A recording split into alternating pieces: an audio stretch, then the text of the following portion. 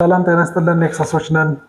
ዛሬ ደግሞ ከወገብ አካባቢ ማለትም የጎድናችን የመጨረሻ ፓርት ጋር የሚሰማ ህመም ብዙ ጊዜ ያላቸው ታካሚዎች አሉ። ያ ህመም ከኩላሊታችን ከፍ ብሎ ጎድናችን መጀመሪያ አካባቢ ላይ የሚሰማ ህመም እዚህ አካባቢ ማለት ነው ሲሆን ብዙ ጊዜ መነሻው የኳድራተስ ሉምባር የምንለው ጡንቻ እዚህ ጋር አለ።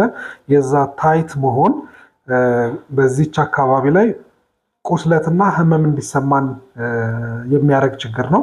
ብዙ ጊዜ ያን ቦታ በእጃችን እንደዚህ በምንነካበት ሰዓት በጣም የተለየ ህመምና ቁስለት ይሰማናል።